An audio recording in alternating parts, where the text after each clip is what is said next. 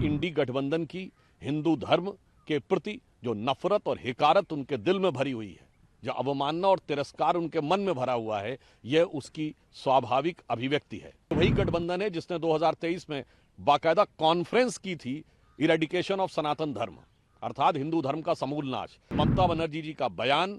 इंडी गठबंधन की सोच का प्रकटीकरण है और भारत के विरुद्ध,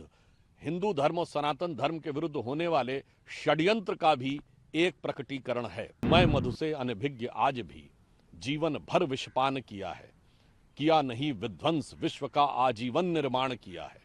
मुट्ठी भर अवशिष्ट भस्म पर जीवन भर अभियान किया नहीं विध्वंस विश्व का आजीवन निर्माण किया है। भारतीय संस्कृति की सामाजिक समरसता, आध्यात्मिक श्रेष्ठता और वैज्ञानिक प्रामाणिकता के प्रतीक इस महाकुंभ पर्व को लेकर लगातार इंडी गठबंधन के नेताओं के द्वारा जिस प्रकार के निंदनीय भर्त्सनायोग बयानों की श्रृंखला आ रही है, ममता बनर्जी जी का यह बयान जो निहायत ही निंदनीय और भर्त्सना योग्य है, अर्थात महाकुंभ को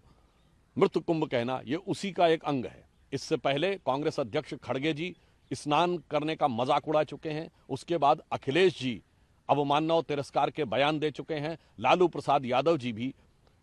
इस भावना का तिरस्कार कर चुके हैं और आज ममता बनर्जी जी वही करती हुई दिखाई पड़ रही हैं। अतः यह इंडी गठबंधन की हिंदू धर्म के प्रति जो नफरत और हिकारत उनके दिल में भरी हुई है, जो अवमानना और तिरस्कार उनके मन में भरा हुआ है, यह उसकी स्वाभाविक अभिव्यक्ति है। इन लोगों का इस प्रकार का विचार कोई सहज स्वाभाविक विचार नहीं है जो मन से आ रहा है, यह एक योजना और डिजाइन का पार्ट है, क्योंकि ये वही गठबंधन है जिसने 2023 में बाकायदा कॉन्फ्रेंस की थी इरेडिकेशन ऑफ सनातन धर्म, अर्थात हिंदू धर्म का समूल नाश। फिर धार्मिक ग्रंथों को फाड़ने से लेकर हिंदू धर्म को HIV, मलेरिया, डेंगू और जाने क्या क्या कहा था। और ये लोग उस योजना का अंग हैं जिसने 2021 में दुनिया के बड़े बड़े विश्वविद्यालयों में एक कॉन्फ्रेंस की थी, डिसमेंटलिंग ग्लोबल हिंदुत्व, यानी संपूर्ण विश्व से हिंदुत्व को ध्वस्त करना। अतः ममता बनर्जी जी का बयान इंडी गठबंधन की सोच का प्रकटीकरण है और भारत के विरुद्ध, हिंदू धर्म और सनातन धर्म के विरुद्ध होने वाले षड्यंत्र का भी एक प्रकटीकरण है, वैश्विक षड्यंत्र का प्रकटीकरण है। यद्यपि ये लोग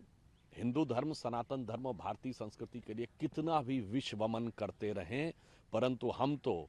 उन विचारों को आराध्य मानते हैं, हम तो उन भगवान शंकर को उसका प्रतीक मानते हैं जिन्होंने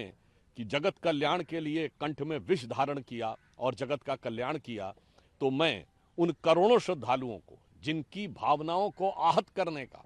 ध्वस्त करने का काम खड़गे जी, अखिलेश जी, लालू प्रसाद यादव जी और ममता बनर्जी जी ने किया है, ममता जी ने जिसकी पराकाष्ठा दिखा दी है, उनकी तरफ से कहना चाहूंगा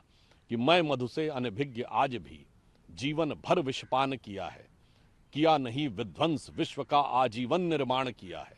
मुट्ठी भर अवशिष्ट भस्म पर जीवन भर अभियान किया नहीं विध्वंस विश्व का आजीवन निर्माण किया है। परंतु मैं यह भी बताना चाहता हूं कि देश की सारी सनातनी जनता इसको समझ रही है और इसी कविता की अगली पंक्ति में इसका भी उत्तर है कि प्रलयंकर हूं महाकाल बन पापों का अवसान किया नहीं विध्वंस विश्व का आजीवन निर्माण किया है। तो सृजन और विध्वंस जहां हमारे हाथों में खेलते हैं, उस उदात्त विचार के साथ इनके द्वारा किए गए विश्वमन को